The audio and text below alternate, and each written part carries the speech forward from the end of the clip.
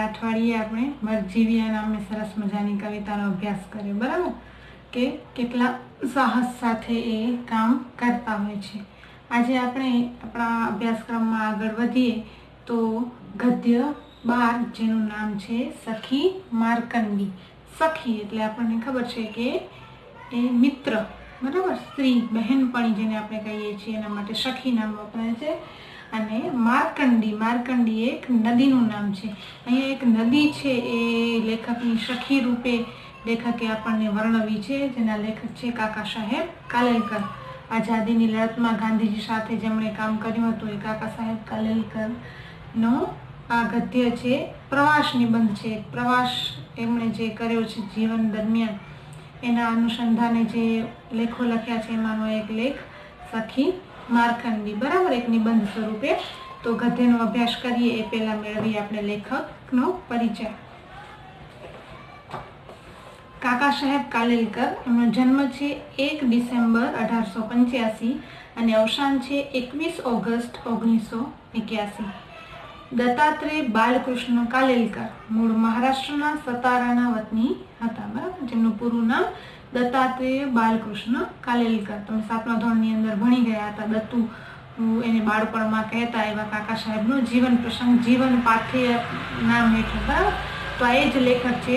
એમનું આ પાઠ જેનું પૂરું નામ છે દત્તાત્રેય બાલકૃષ્ણ કાલેલકર. મૂળ મહારાષ્ટ્રના સતારાના વતની હતા.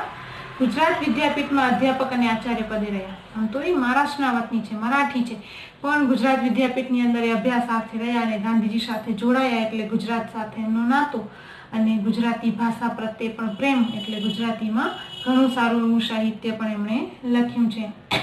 માતૃભાષા મરાઠી હોવા છતાં એમણે ગુજરાતી ભાષામાં ઉત્તમ સાહિત્ય સર્જન કર્યું છે. એથી ગાંધીજી એમને સવાઈ ગુજરાતી તરીકે પણ ઓળખાવ્યા છે. આ તમને ખાસ પૂછાઈ શકે એવો એક પ્રશ્ન છે કે સવાઈ ગુજરાતી કોને કયા છે ગાંધીજીએ? સવાઈ એટલે સવાયા જે છે એનાથી શ્રેષ્ઠ. તો આ મરાઠી હોવા છતાં ગુજરાતીમાં જે શ્રેષ્ઠ સાહિત્ય આપ્યું એના કારણે ગાંધીજી એમને સવાઈ ગુજરાતી કયા છે. ગંગા મૈયા, યમુના રાણી, ઉભયાન્વી નર્મદા, દક્ષિણ ગંગા, ગોદાવરી તેમના ગદ્ય લેખન શૈલીના ઉત્તમ નમૂના છે. તો હિમાલયનો પ્રવાસ, બ્રહ્મદેશનો પ્રવાસ, પૂર્વ આફ્રિકામાં ઉગમણો દેશ જાપાન તેમના પ્રવાસ વર્ણનના ગ્રંથો છે. રખડવાનો આનંદ, જીવનનો આનંદ, જીવન લીલા એમના નિબંધ સંગ્રહો છે. તો સ્મરણ યાત્રા, ઓતરાતી દિવાલોમાં અનુક્રમે એમણે શૈશવ અને જેલ જીવનના પ્રસંગોનું પણ વર્ણન કર્યું છે. 2 સ્મરણ યાત્રા છે એમનું, જે યાદ છે બાળપણની એના ઉપર, અને ઓતરાતી દિવાલોમાં જે જેલવાસ ભોગવ્યો આઝાદીની લડત દરમિયાન એના વિશે એમણે આ બંને છે. આત્મકથા સંપૂર્ણ નથી આપી પણ જીવનના આવા 2 પુસ્તકો એમણે આપ્યા છે. કાલેલકર ગ્રંથાવલીમાં એમનું સમગ્ર સાહિત્ય ગ્રંથસ્થ થયું છે. એમને સાહિત્ય અકાદમી એવોર્ડ દિલ્હી તથા પદ્મ વિભૂષણ પુરસ્કારથી પણ સન્માનિત કરાયા છે. ભારત સરકારના જે શ્રેષ્ઠ 4 એવોર્ડ છે, ભારત રત્ન, પદ્મ વિભૂષણ, પદ્મભૂષણ અને પદ્મશ્રી, એમ એમાંનો બીજા નંબરનો એવોર્ડ પદ્મ વિભૂષણથી એમને સન્માનિત પણ કરાયા છે. તો ચાલો હવે આપણે અભ્યાસ કરીએ એમના ગદ્યનો. કે ગદ્યમાં એમણે જે નદી વિશે, નદીને પોતાની સખી માનીને વાત કરી છે એના વિશે જોઈએ. શું દરેક નદી માતા હોય છે? કે આપણે નોર્મલી સામાન્ય રીતે આપણે નદીને માતા તરીકે જોતા હોઈએ છીએ, નદી માતા કહેતા હોઈએ છીએ, બરાબર? નદીને. તો અહીંયા લેખકે પ્રશ્ન કર્યો છે આપણી સમક્ષ કે શું દરેક નદીઓ માતા સમાન હોય છે એમ? તો એ કહે છે ના, અને પોતે જવાબ આપે છે લેખક કે ના, માર્કંડી તો મારી નાનપણની સખી છે. કે આ માર્કંડી જે નદી છે એને હું માતા નથી કહી શકતો, પણ એ તો મારી નાનપણની સખી છે. હું નાનો હતો ત્યારથી એ મારી એક મિત્ર છે. એ એટલી નાની છે કે એને હું મોટી બહેન પણ તરીકે પણ ન ઓળખાવી શકું. કે એ નદી એટલી નાની છે, નાજુક છે કે એને હું મારી મોટી બહેન પણ ન કહી શકું, એટલે હું એને સખી, મારી મિત્ર કહું છું. અમારા ખેતરમાં ઉમરાના ઝાડ તળે બપોરની છાયામાં બેઠો હું ત્યારે માર્કંડીનો મંદ પવન જરૂર બોલવાનો. કે એમનું જે ખેતર છે આ નદીની થોડીક પાસે જ છે, એટલે કે છે નદી કિનાર. જ્યારે મારા ખેતરની અંદર હું બપોરે વૃક્ષ નીચે, ઝાડ નીચે બેઠો હું ત્યારે મને આ નદીનો અવાજ છે એ જરૂર સંભળાય મને. માર્કંડીને કાંઠે કેટલી વાર બેઠો છું, કે મારા ખેતરમાં બેસીને તેનો અવાજ સાંભળ્યો છે, પણ એ નદીના કિનારા ઉપર પણ હું ઘણી વાર બેઠો છું. અને પવનના મોજાથી ડોલતા ઘાસના પાન કલાકો સુધી જોયા કર્યા છે.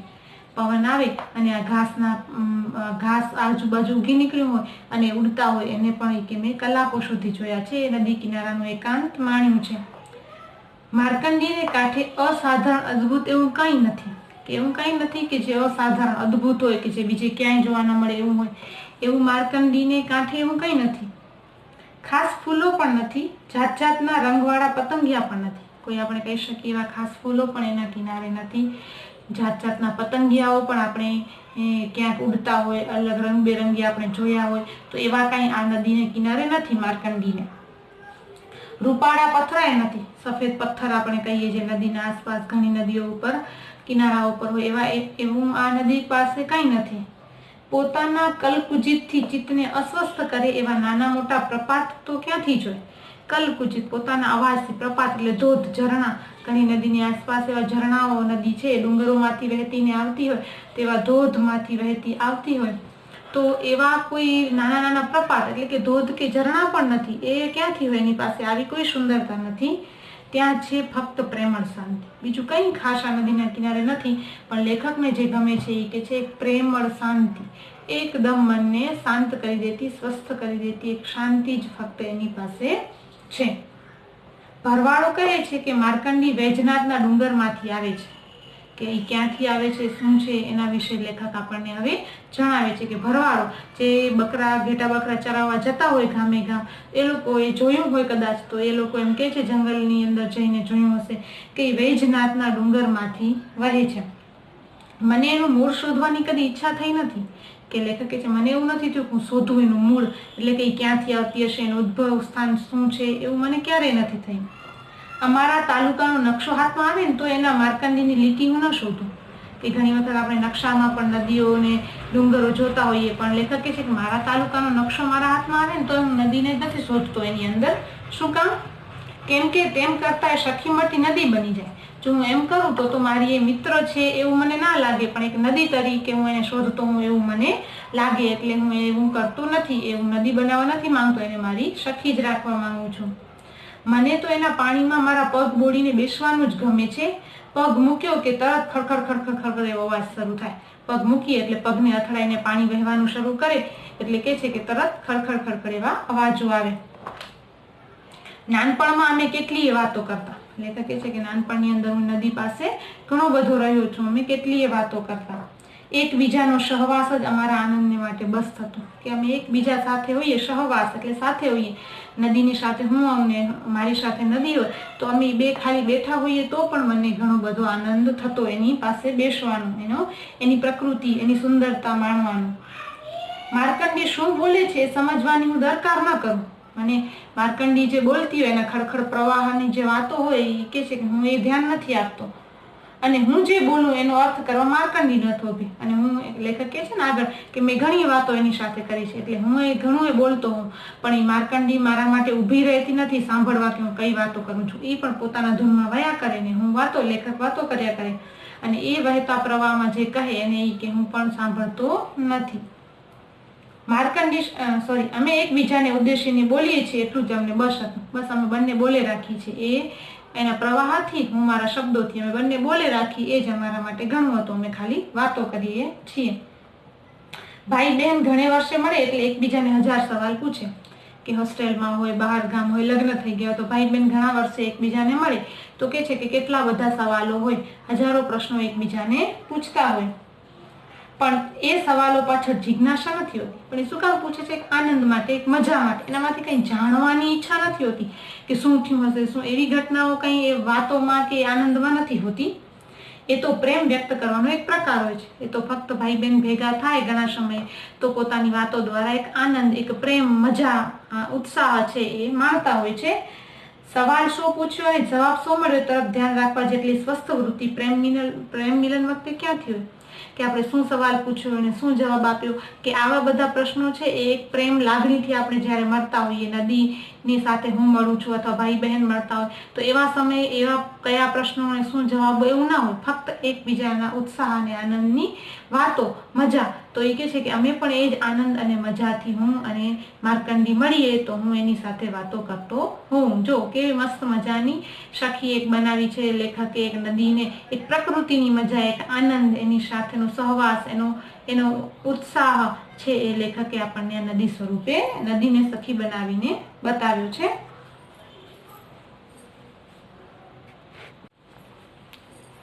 નદી પાસે બેસીને વાતો કરતા કરતા આગળ લેખક કહે છે કે માર્કંડીને કાંઠે કાંઠે હું ગાતો ફરું. પછી ઘણી વાર બેસું, એનામાં પગ બોળી, એની સાથે વાતો કરું. પછી ઘણો સમય થાય તો હું એના કાંઠે કાંઠે કિનારે આંટા પણ મારું અને માર્કંડી સાંભળતી જાય. હું આંટા મારતો જાઉં, બોલતો જાઉં અને નદી મારી વાતો સાંભળતી જાય. 16મે વર્ષે પોતાને લઈ જવા આવેલા, હવે આખો ઇતિહાસ છે એ કે છે આ નદી વિશેનો લેખક આપણે, કે 16મે વર્ષે પોતાને લઈ જવા આવેલા યમરાજને શિવભક્તિને જોરે પાછા ઠેલનાર માર્કંડેય ઋષિનું આખ્યાન ગાતા મને કેટલો આનંદ થતો. કે 16 વર્ષના હતા ત્યારે એને લઈ જવા યમરાજ આવ્યા અને એમની શિવભક્તિ જોઈને યમરાજ એને શિવભક્તિના જોરે પાછા ઠેલાઈ ગયા, એટલે કે યમરાજ પાછા ચાલી ગયા. એવા માર્કંડેય નામના ઋષિનું એક આખ્યાન છે, એનું એક તપ છે, એની એક વાત છે. તો એ છે હું કેટલી વાર સાંભળતો હોઉં ને કેટલી વાર આ માર્કંડી નદીને કહેતો હું, એનો મને કેટલો આનંદ થતો એમ. હવે કે છે આખી કથા એની કથની કે શું ઋષિની વાત હતી કે મૃકુંડુ ઋષિને સંતાન ન હતું. મૃકુંડુ નામના એક ઋષિ હતા કે એને કોઈ જ સંતાન ન હતું. એણે તપસ્યા કરી, એને તપ કર્યા. આપણે જૂના સમયમાં તમે ઘણા બધા ફિલ્મો, સિરિયલોમાં અથવા રામાયણ મહાભારતમાં જોઈ હશે કે ઋષિ મુનિઓ તો જંગલની અંદર રહી અને તપસ્યા કરતા હોય છે. એ રીતે મૃકુંડુ ઋષિએ પણ તપ કર્યા અને મહાદેવને પ્રસન્ન કર્યા. તપ દ્વારા એણે ભગવાન શંકરની પ્રસન્ન કર્યા. મહાદેવે વરદાનમાં વિકલ્પ મૂક્યો. મહાદેવ એને વરદાન, પહેલાના સમયમાં ભગવાન આવતા તપ કરનારને આશીર્વાદ આપવા અને એને જે જોઈએ એ આપતા. બરાબર, રાવણની વાત સાંભળી છે, ભગવાન શંકરના પરમ ભક્ત હતા અને ભગવાને એને ઘણા બધા વરદાન આપેલા હતા, એટલે જ એ આટલા શક્તિશાળી હતા એમ. એવી રીતે આ મૃકુંડુ ઋષિ છે એને કોઈ સંતાન નથી એટલે એ તપ કરે છે અને તપમાં એ મહાદેવને પ્રસન્ન કરે અને મહાદેવ એની સમક્ષ 2 વિકલ્પ મૂકે છે, 2 ઓપ્શન આપે છે. એ 2 વિકલ્પમાં હતું કે કાં 16 વર્ષ જીવનાર સદગુણી બાળક, કાં 100 વર્ષ જીવનાર મૂઢ બાળક, તમે પસંદ કરો. એને આશીર્વાદમાં કહે છે કે તમને સંતાન નથી અને તમને બાળક જોઈએ છે, પણ હું તમને 2માં તમે કયો એવું બાળક આપવા માંગુ છું. એક તો એ ફક્ત 16 વર્ષ જીવશે, 16 એટલે એકડે છકડે 16 ફક્ત, એટલે કે જેટલી અત્યારે 10માં 11માં ભણતા બાળકની હોય, 16 વર્ષ જીવશે પણ એ બાળક કેવું હશે? એકદમ સદગુણી, શ્રેષ્ઠ, એકદમ સારા ગુણો એ બાળકમાં હશે.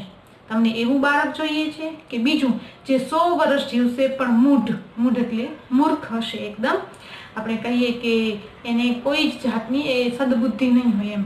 તો એ કહે છે અને ભગવાન શંકર મૃકુંડુ ઋષિને કે હવે તમે 2 વિકલ્પમાંથી પસંદ કરો કે તમને કેવું બાળક જોઈએ છે, 100 વર્ષ જીવે એવું કે 16 વર્ષ જીવે એવું, અને મૂર્ખ જોઈએ છે કે સદગુણી જોઈએ છે.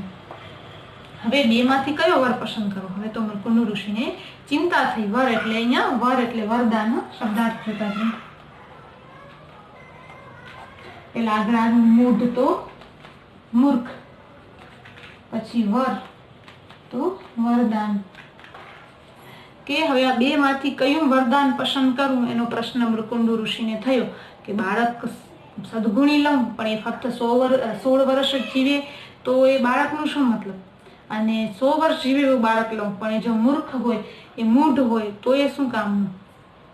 ઋષિએ ધર્મપત્નીને પૂછ્યું. પછી ઋષિ છે એના પત્નીને, એની ધર્મપત્નીને પૂછવા જાય છે. સદગુણી બાળક ફક્ત 16 જ વર્ષ ભલે જીવે પણ એ કુલોદ્ધારક થશે. એના પત્ની એમ કહે છે કે ભલે 16 વર્ષ જીવે પણ સારા ગુણવાળું બાળક હશે તો એના કુલનો ઉદ્ધાર કરનારો થશે, એટલે કે કુળનું નામ રોશન કરશે, આપણા કુળને આગળ વધારશે. એમ ગણીને બંને જણાએ માંગી લીધું. એમ નક્કી કરી પતિ પત્નીએ અને એમ કીધું ઋષિને કે ઠીક છે, તમે 16 વર્ષ જીવે એવું બાળક આપો, અમને પણ સદગુણી જોઈશે. માર્કંડેય જેમ જેમ ઉંમરમાં ખીલતું ગયું, હવે મૃકુંડી ઋષિને જે સંતાન થાય છે વરદાન રૂપે ભગવાન શંકરના, એ બાળકનું નામ એ રાખે છે માર્કંડેય. બરાબર, માર્કંડેય જેમ જેમ વધતો ખીલતો જાય તેમ તેમ મા બાપના વદન મ્લાન થતા જાય, અને જેમ જેમ એનું બાળક છે એ મોટું થતું જાય છે એમ એ લોકોના મા બાપના વદન, મા બાપ એટલે ઋષિ મૃકુંડુ અને એના પત્નીના વદન મ્લાન થતા જાય છે. મ્લાન એટલે નિસ્તેજ. સામાન્ય રીતે એવું હોય કે જેમ બાળક મોટું થાય એના માતા પિતાનો ઉત્સાહ આનંદ વધે, પણ આના મા બાપના ઉત્સાહ આનંદ ઓછા થતા જાય છે. કારણ કે બાળક છે એ જે એની ઉંમર છે જેમ વધશે એમ એનું મૃત્યુ જલ્દી નજીક આવતું જશે. એ લોકોને ખબર છે કે બાળક તો ફક્ત 16 વર્ષ જ જીવશે. આખરે 16 વર્ષ પૂરા થયા અને આમ કરતા કરતા વર્ષો પસાર થઈ ગયા અને બાળક 16 વર્ષનું થઈ ગયું. યુવાન માર્કંડે પૂજામાં બેઠો છે. હવે 16 વર્ષનું માર્કંડે છે એ પૂજાની અંદર બેઠો છે. યમરાજ પોતાના પાડા પર બેસીને આવ્યા. યમરાજનું વાહન આપણને ખબર છે પાડું, એના ઉપર બેસી અને એ માર્કંડેને તેડવા આવ્યા. પણ શિવલિંગને ભેટી પડેલા યુવાન સાધુને અડકવાની એમની હિંમત કેમ ચાલે? પણ માર્કંડે તો એકદમ પૂજામાં વ્યસ્ત હતો અને ભગવાન શિવની શિવલિંગને એકદમ પકડી અને એની પૂજામાં એટલો વ્યસ્ત હતો કે એને જોઈને યમરાજની હિંમત ન ચાલી કે આવા શિવભક્ત અને ભગવાન મહાદેવના ભક્તને એનું મૃત્યુ હું કઈ રીતે કરું એમ. હા ના કરતા આખરે પાશ ફેંક્યો. હા ના એમ વિચારીને આખરે આપણે ઝાડ કહીએ ને પાશ, કે જેના દ્વારા એ કોઈ આમ જાદુ કરે અથવા તો એક મંત્ર વિદ્યા કરે કે જેનાથી વ્યક્તિનું મૃત્યુ થાય, એમ એને આને શું કહેવાય, યમરાજે છે એ માર્કંડે તરફ પાશ ફેંક્યો. ત્યાં લિંગમાંથી ત્રિશૂળધારી શિવજી પ્રકટ થયા. જેવો પાશ ફેંક્યો તેવો ભગવાન છે જે શિવલિંગને ભેટીને બેઠો તો માર્કંડે, એમાંથી ભગવાન શંકર છે એ પ્રગટ થઈ જાય છે. અને દૃષ્ટતા માટે યમરાજને સાંભળવું પડ્યું. અને યમરાજે જે કામ કર્યું હતું પૂજા કરતા એક શિવ ભક્તને મારવાનું, એની એ દૃષ્ટતા એટલે કે એના એ ખરાબ કામ માટે ભગવાન શંકરે યમરાજ ઉપર ગુસ્સો કર્યો. મૃત્યુંજય મહાદેવના દર્શન થયા પછી, મહાદેવ છે મૃત્યુંજય, મૃત્યુના દેવ કહેવાય છે. તમે આપણા ઇતિહાસમાં સાંભળ્યું હશે તો બ્રહ્મા, વિષ્ણુ અને મહેશ, બરાબર, કે બ્રહ્મા છે એ આ પૃથ્વીના આપણે ઉત્પાદ કહીએ છીએ કે જેને બનાવી છે આ પૃથ્વી, બ્રહ્મા, અને વિષ્ણુ છે કે જે આ પૃથ્વી ચલાવે છે એના પાલનહાર કહેવાય છે. અને મહેશ એટલે કે શિવ ભગવાન છે મૃત્યુના દેવ કહેવાય છે. મનુષ્ય માત્રનું મૃત્યુ છે એ ભગવાન શિવના હાથમાં છે. તો એ કહે છે કે મૃત્યુના દેવ આવા શિવજીના દર્શન થતા યમરાજ છે થયા પછી માર્કંડેયને મૃત્યુની બીક ક્યાંથી થાય? કે ભગવાન મૃત્યુના દેવ શિવના દર્શન એને સાક્ષાત થઈ ગયા તો પછી એને મરવાની બીક જ ક્યાંથી હોય? એની આયુધારા હજી વહે છે. અને પછી એને યમરાજને ભગવાન શંકરે છે એ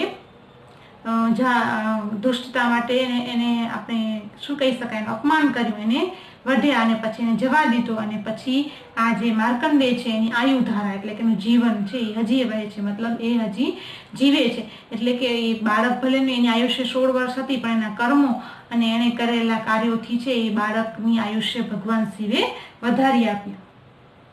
તો આવી આ વાત છે કે મૃકુંડ અને એ ઋષિને જ્યાં તપસ્યા કરી તે નદી અને એના આધારે આ માર્કંડી નદી જે વહે છે એનો ઇતિહાસ આપણને લેખકે આ વાર્તા દ્વારા કહ્યો કે જો તમે કરેલા સદગુણો કે સારા કાર્યો છે એ તમારા કર્મનું ફળ તમને યોગ્ય સમયે જરૂર આપે છે. જેમ માર્કંડેયને પણ એનું આયુષ્ય મળ્યું. જો કદાચ એના મા બાપે 100 વર્ષની લાલચે મૂઢ બાળક લઈ લીધું હોત તો એ એમને કોઈ કામ ના આવત. પણ આ 16 વર્ષ જીવનારું પણ સદગુણી બાળક છે એને જીવનમાં એનું જે કુલાધારકની જે વાત હતી એના માતા પિતાની વાત સાચી પડી કે એક શ્રેષ્ઠ ઋષિ બન્યા અને એ ઋષિએ જ્યાં તપ કર્યું તે નદી છે એ માર્કંડેય.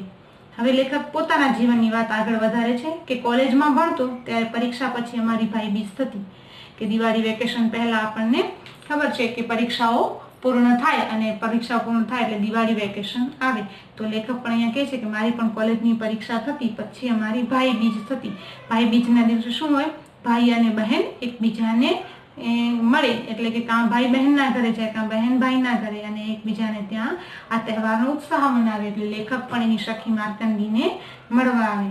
લણણીના દિવસો હોય એ દરમિયાન શિયાળો હોય એટલે ખેતરોમાં પણ પાક છે એ ફૂલી ફાલી ગયો હોય, પાકના કાઢવાના લણણીના પાક ઉગી નીકળવાના દિવસો હોય. 2 દિવસ મારે ખેતરમાં જ ગાળવાના હોય અને કામ ચાલુ હોય એટલે 2 દિવસ સુધી હું ખેતરની અંદર જ રહું. ઘરે જવાનો સમય પણ ન હોય, કામ એટલું બધું હોય. ત્યારે માર્કંડી મને સક્કરિયા પણ આપતી. ત્યારે એની સખી, એની બહેન માર્કંડી જે માને છે નદીને, એ એને સક્કરિયા એટલે ખબર છે તમને, કંદમૂળ, બરાબર, જે જમીનની અંદર થાય, નદીના પટમાં થાય, એ સખી સક્કરિયા એ નદીના કિનારે લેખકને મળતા, અને અમૃત જેવું પાણી, અને નદીનું પાણી તો કુદરતી મીઠું પાણી હોય, એ પણ નદીમાંથી પી અને પોતે બે દિવસો ખેતરમાં કાઢતા. રાત્રે ટાઢથી ધ્રુજે કે શું એ જોવા હું જાઉં, ત્યારે અરીસામાં મને મૃગ નક્ષત્ર પણ બતાવતી.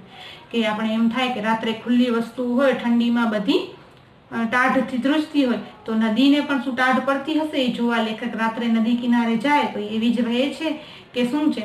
તો એનામાં એની વહેતા પ્રવાહમાં જે આકાશના દ્રશ્યો છે, મૃગ નક્ષત્ર છે, જે 27 નક્ષત્રોમાંનું એક, તો એ નક્ષત્રના પણ દર્શન, ચંદ્ર, તારા, એની પ્રકૃતિના દર્શન પણ નદી એમને કરાવતી. એ વાતો લેખક આપણી સમક્ષ યાદ કરીને કહે છે.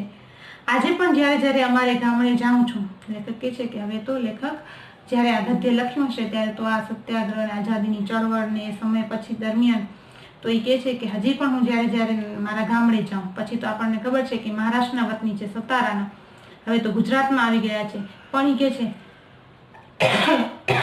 કે જ્યારે હું ફરી જાઉં મારા ગામ, ત્યારે માર્કંડીને મળ્યા વગર રહેતું નથી. ત્યારે હું ગામડે જાઉં ત્યારે આ નદીને મળવા તો ચોક્કસ જ જાઉં, પણ હવે પહેલાની પેઢી મારી સાથે ઘેલ કરતી નથી. જેમ એ નાના હતા ત્યારે એની સાથે ઘેલ એટલે રમત, મજા, આનંદ કરતા. હવે એ પણ મોટા થઈ ગયા તો નદી પણ હવે પેલા જેવી એમની સાથે હવે સખી બનીને રમત કે આનંદ કરતી નથી, એવું લેખકને લાગી રહ્યું છે. જરાક સ્મિત કરી મૌન ધારણ કરે છે, ખાલી થોડું મારી સામે હસે છે, મને આનંદ આપે છે અને પછી શાંત થઈ જાય છે. એના સુકુમાર વદન પણ પહેલાનું લાવણ્ય નથી જોઈ શકતું. એનું સુકુમાર વદન, કોમળ ચહેરો, યુવાનીમાં જેમ કોઈ બાળકનું કે સ્ત્રીનું ચહેરો કોમળ વદન, એનું મુખ હોય સુંદર, એ રીતે લેખકે પણ કલ્પના કરી છે કે નદીનું જે વદન કોમળ હતું, જે સુંદરતા હતી એ નદીની, એ લાવણ્ય, એની એ સુંદરતા હવે પહેલા જેવી રહી નથી, પણ એના સ્નેહની ગંભીરતા વધી છે.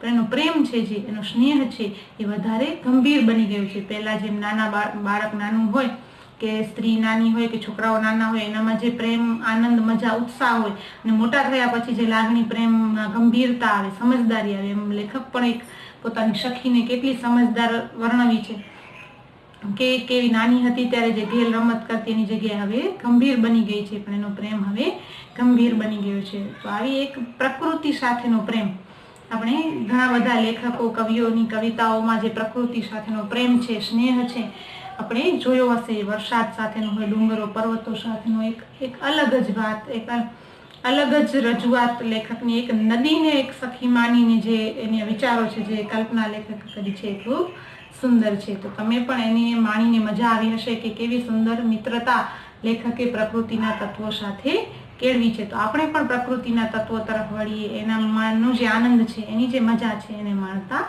શીખીએ. Thank you.